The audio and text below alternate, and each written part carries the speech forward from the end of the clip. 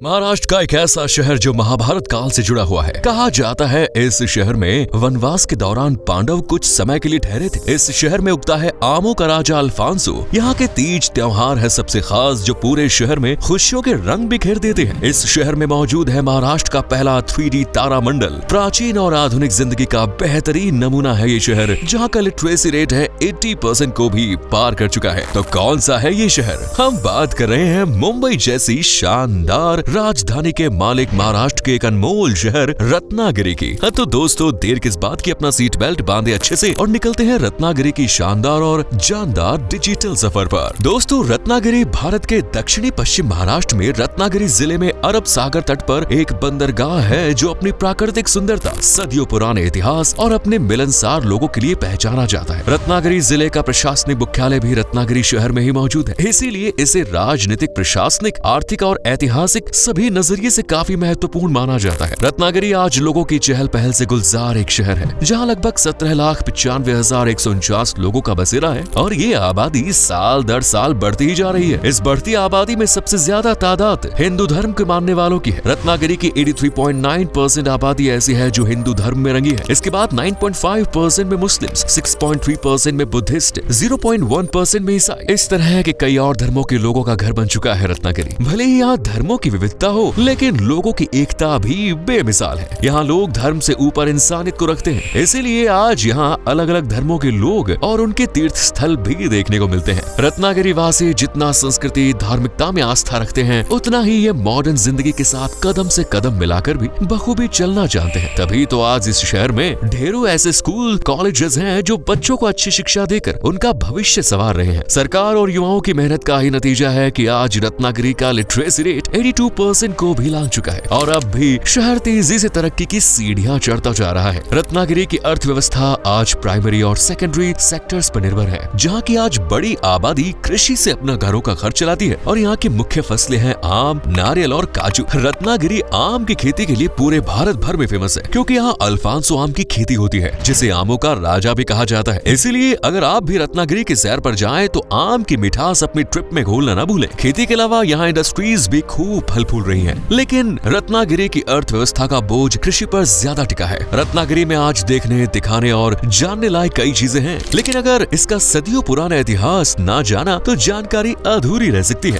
बीजापुर सल्तनत के दौर में ये एक प्रशासनिक राजधानी होता था। बहमनी काल के दौरान यहाँ रत्न तुर्क किला का निर्माण किया गया था और बाद में छत्रपति शिवाजी महाराज ने 1670 में इसे पुनर्निर्मित कराया। 1731 में रत्नागिरी सतारा साम्राज्य के कंट्रोल में आ गया, जिसने मराठा साम्राज्य में इसके एकीकरण की नींव रखी। तीसरे एंग्लो मराठा युद्ध के बाद 1818 में अंग्रेजों ने रत्नागिरी को ब्रिटिश भारत में मिला लिया। इस तरह एक के बाद एक साम्राज्य, हुकूमत बदलती गई, लेकिन आज रत्नागिरी हर बंदिश से आजाद सुकून की सांस ले रहा है। रत्नागिरी को महाभारत काल से भी जोड़कर देखा जाता है और बताया जाता है कि वनवास के दौरान पांडवों ने कुछ समय रत्नागिरी में बिताया था, इसीलिए इस शहर की जड़ें काफी मजबूत, पुरानी और ऐतिहासिक मानी जाती है। रत्नागिरी आज सिर्फ धार्मिक नजरिए से ही खास नहीं है, बल्कि ये कई महान लोगों की जन्मभूमि भी रहा। जैसे रत्नागिरी में ही भारतीय स्वतंत्रता सेनानी लोकमान्य बाल गंगाधर तिलक जी ने जन्म लिया। इनके अलावा ये शहर बर्मा के राजा थिबो के लिए निर्वासन स्थान भी था। जब ब्रिटिश साम्राज्य ने उनके देश पर कब्जा जमा लिया, तब वो अपनी और अपने परिवार की जान बचाने के लिए रत्नागिरी में ही आए और फिर ये शहर उन्हें इतना पसंद आया कि वो यहीं रहने लगे और आज उनकी याद दिलाता थिबो पैलेस यहाँ की शान बनकर खड़ा है। रत्नागिरी का भारत के स्वतंत्रता संग्राम में भी काफी अहम रोल रहा। विनायक दामोदर सावरकर को रत्नागिरी की जेल में ही कैद करके रखा गया था। इस तरह रत्नागिरी ने लोगों को बनते बिगड़ते देखा और जंजीरों में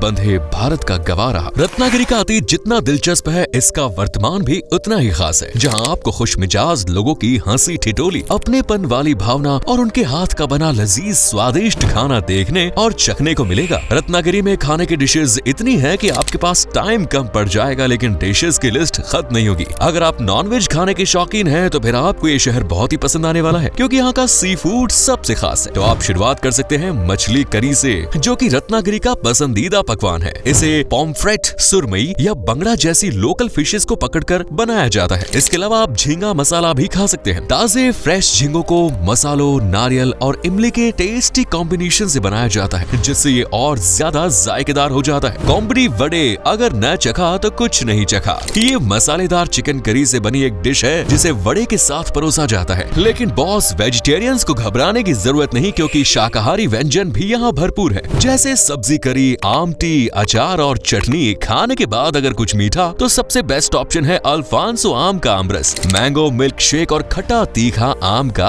अचार। रत्नागिरी में त्योहार चाहे हिंदुओं का हो या मुस्लिम्स का, सभी लोग मिलजुल कर इन्हें खुशियों से मनाते हैं। लेकिन सबसे ज्यादा खुशियां लाता है नारली पूर्णिमा त्योहार। ये फेस्टिवल महाराष्ट्र से मानसून को विदा करता है और मछुआरे समंदर में अपनी यात्रा शुरू करने से पहले अपनी सुरक्षा के लिए समुद्र में नारियल चढ़ाते हैं। इस दिन समुद्र के पास लोगों की भीड़ लगी रहती है। इसी तरह हरतालिका भी रत्नागिरी से लेकर पूरे महाराष्ट्र में धूमधाम से मनाया जाता है। ये त्योहार खास तौर से कुंवारी लड़कियों के लिए होता है, जो एक बेहतरीन हमसफर की तलाश में प्रार्थना करती है और व्रत रखकर भगवान को खुश करती है। गणेश चतुर्थी की रौनक भी पूरे शहर को जगमग कर देती है। इसी तरह ऋषि पंचमी, होली और गौरी पूजन हो और तो और ईद, क्रिसमस जैसे अनेक त्योहार भी मनाए जाते हैं। रत्नागिरी आज महाराष्ट्र का पहला ऐसा शहर है जहां 3D तारांगण है, जबकि नेशनल लेवल पर ये 5वां एक्टिव 3D तारामंडल है। इसका उद्घाटन साल 2022 में मुख्यमंत्री एकनाथ शिंदे ने किया, जिसमें टोटल खर्च 11.58 करोड़ रुपयों का हुआ। इसमें आपको अंतरिक्ष से जुड़ी काफी जानकारी जानने का मौका मिलता है और इस तारामंडल में एंटर करते वक्त लगता ही नहीं कि आप धरती पर हैं, बल्कि अंतरिक्ष में सितारों की दुनिया का एहसास होता है। लेकिन अगर अंतरिक्ष से दूर समंदर की गहराई के राज जानने हैं, तो फिर हाजिर है मरीन बायोलॉजिकल रिसर्च स्टेशन, जिसकी महाराष्ट्र सरकार ने 1958 में स्थापना की। ये 3 मंजिला इमारत है, जिसमें मछली घर, संग्रहालय जैसी अनेकों आकर्षक चीजें हैं और समंदर से जुड़ी हर छोटी से बड़ी जानकारी इस रिसर्च स्टेशन में मौजूद है। रत्नागिरी में खाने से लेकर शॉपिंग तक की कोई टेंशन नहीं। अगर शॉपिंग करनी है तो आप अजल प्लाजा मॉल, अपना बाजार, केलका डिपार्टमेंटल स्टोर्स जैसी कई जगहों से खरीदारी कर अपने साथ रत्नागिरी की यादों को समेट कर ले जा सकते हैं। लेकिन अभी भी कुछ मिस है। जी हाँ, अब जरा रत्नागिरी के खूबसूरत दिल नशीन टूरिस्ट प्लेसेस की भी सैर कर लेते हैं, जिनमें पहली डेस्टिनेशन है श्री गणपति पुले मंदिर। लगभग 400 साल पुराना ये गणेश मंदिर सफेद रेत से बना है और कहा जाता है कि यहाँ मौजूद गणेश भगवान की प्रतिमा खुद गणेश जी ने ही बनाई थी, जिसे करीब 1600 साल पहले खोजा गया। मंदिर देखने में बड़ा ही मनमोहक है। बाहर समंदर का किनारा मंदिर के दृश्य को और ज्यादा खूबसूरत बना देता है, लेकिन जयगढ़ किले का नजारा होश उड़ा देता है, क्योंकि ये एक ऊंची चट्टानों पर बना है जहाँ से अरब सागर दिखाई देता है। किले का अस्तित्व काफी पुराना है और ये एक प्राचीन दुनिया से रूबरू कराते हैं। और अगर आप एडवेंचर की शौकीन है तो आप इस ऊंचाई पर बने किले पर जरूर जाएं और आसपास फैली खूबसूरती, समंदर का नजारा और खुले आसमान का दीदार कर अपनी ट्रिप को फुल्ली पैसा वसूल बनाएं। वैसे देखना तो आपको रत्नदुर्ग किला भी चाहिए। 3 तरफ से अरब सागर से घिरा ये किला एक शानदार नजारा पेश करता है। ये किला कभी मराठा साम्राज्य का अड्डा हुआ करता था, लेकिन आज यहाँ वीरानगी का बसेरा है। रत्नदुर्ग किले से समंदर में डूबते सूरज का नजारा और चट्टानों से टकराती लहरों की मंत्र मुग्ध कर देने वाली आवाज जब कानों में घुलती है तो दिल यहीं रुक जाने को कहता है। किले में एक लाइट हाउस भी है जो काफी अट्रैक्टिव है। वीरानगी से दूर कुछ मौज मस्ती करना चाहते हैं तो आपके लिए परफेक्ट प्लेस है मांडवी बीच, जिसे आप रत्नागिरी शहर का सबसे भीड़ भाड़ वाला बीच भी मान सकते हैं और सबसे खूबसूरत भी। इसके दक्षिण में अरब सागर है, इसीलिए व्यू और ज्यादा दिलचस्प हो जाता है। इस बीच की रेत भी काली है, जो बीच को काफी यूनिक बनाती है। काली रेत की वजह से इसे काला सागर के रूप में भी जाना जाता है। लोगों की भीड़ से रोशन इस बीच के आसपास खाने पीने की चीजें भी बिकती है, इसीलिए पेट और मन दोनों शांत रहने वाले हैं। अगर आप भगवान शिव के भक्त हैं तो आपको वेलनेश्वर एक बार जरूर जाना चाहिए, क्योंकि इस गांव में भोलेनाथ का एक प्राचीन मंदिर बना है जहां कण कण में शिव बसते हैं। ये एक गांव है जो रत्नागिरी से लगभग 80 किलोमीटर की दूरी पर है। इसके पास एक समुद्र तट भी है और एक समुद्र तट नारियल के बड़े बड़े ऊंचे पेड़ों से घिरा है, इसीलिए यहाँ आप 2 की जगह 4 घंटे बिताना पसंद करेंगे। अगर आप भी रत्नागिरी की खूबसूरती देखकर मन न भरे तो आप भटैया बीच जा सकते हैं। पर्वतमालाओं और समुद्र तट का खूबसूरत नजारा पेश करने वाला ये बीच नीला पानी, चांदी जैसी सफेद रेत और वाटर एक्टिविटीज के लिए दुनिया भर में फेमस है। यहाँ सूरज उगने से लेकर सूरज ढलने तक का नजारा बहुत हसीन होता है और अगर आप अपने पार्टनर के साथ जा रहे हैं तो मजा दुगना होने वाला है। इसके अलावा आप आरे बीच, तिलकली संग्रहालय, श्रीदेवी भगवती मंदिर जैसे अनेकों जगह को भी एक्सप्लोर कर सकते हैं। अगर आपका भी इन जगहों के बारे में सुनकर यहाँ घूमने का मन कर रहा है तो चलिए आपको ट्रांसपोर्टेशन का भी सिस्टम बता देते हैं। रत्नागिरी राष्ट्रीय राजमार्ग और राज्य राजमार्गों के जरिए राज्य और देश के कई हिस्सों से अच्छी तरह से कनेक्टेड है, इसीलिए आप NH66, NH166 और तटीय राजमार्ग के जरिए यहाँ गाड़ी या बस से आ जा सकते सकते हैं। इसके अलावा रेलवे की बात करें तो ये शहर मुंबई, नई दिल्ली, चंडीगढ़, देहरादून जैसे दूसरे शहरों से अच्छी तरह जुड़ा है। आप हवाई जहाज से भी यहाँ आ सकते हैं। तो आज के वीडियो में इतना ही। वैसे क्या आप गए हैं रत्नागिरी? अगर हाँ तो अपना एक्सपीरियंस हमारे साथ शेयर करें। वीडियो पसंद आई तो लाइक करें, शेयर करें, हमारे चैनल से जुड़े रहिए और चैनल को सब्सक्राइब जरूर करें। धन्यवाद।